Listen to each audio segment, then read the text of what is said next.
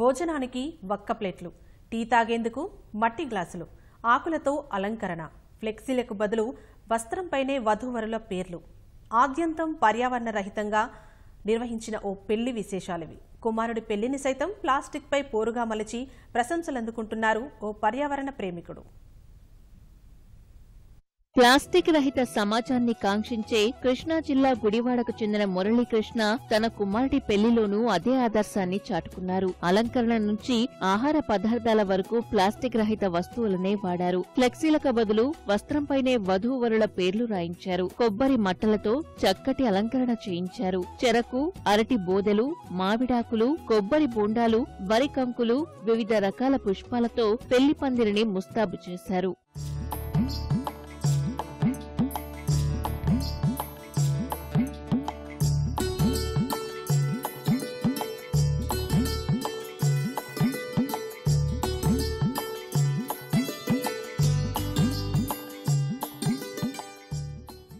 Plastic కుర్చీలు సైతం లేకుండా జాగ్రత్త పడ్డారు. వక్క ప్లేట్లు, మట్టి గ్లాసుల్లోనే విందు భోజనం పెట్టారు. అరిటాకుల్లో వండించారు. కూర్చునేందుకు చెక్క, స్టీలు బల్లులు వాడారు. సేంద్రియ కూరగాయలతో గుమగుమలాడించారు. స్వచ్ఛమైన నెయ్యితో బూరెలు, పూతరేకులు, గారెలు వంటి సంప్రదాయ వంటకాలనే వండించారు. 5 ఆకులతో చేశానండి నా పెళ్లి. పంచభూతాల నుండి నాకు లభించిన 5 ఆకులతో అరిటాకు, కొబ్బరాకు, తాటాకు, ఇస్తరాకు, మామిడి ఆకు, క్రిమికి సంహారం లేని కూరగాయలు తెప్పించాను. బియ్యం కూడా అయ్యే తెప్పించాను. వాటితోనే చేశాను. మట్టి గ్లాసులు పెట్టాను.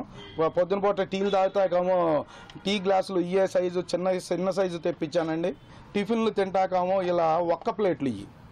ఐస్ క్రీమ్ తింటాకి వాటికి ఒక్క ప్లేట్లు.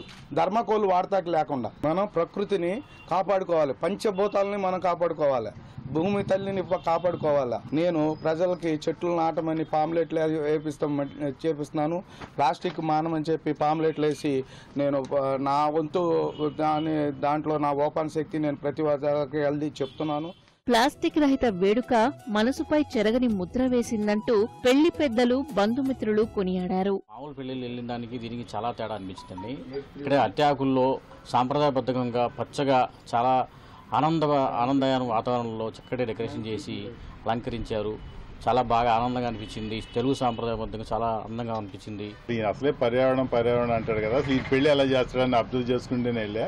ముందే ఫ్లెక్సీ చూసా. ఫ్లెక్సీ కూడా క్లాత్ మీద ఉంది. ఇక్కడైనా అక్కడి నుంచి చెట్లు అన్ని కాయలు, అరటి చెట్లు, మామిడాకులు, ఎక్కడ ప్లాస్టిక్ అనేది లేదు. ఆఖరి కుర్చీలు కూడా ప్లాస్టిక్ కుర్చీలు వేయలేదు. నెక్స్ట్ ఆయన వాడే స్పూన్లో కూడా ప్లాస్టిక్ స్పూన్లు కాకుండా చెక్క స్పూన్లు వాడారు. ఆ ఊహ తెలిసినప్పటి నుంచి నేను ఇలాంటి పెళ్లి అయితే చూడలేదు.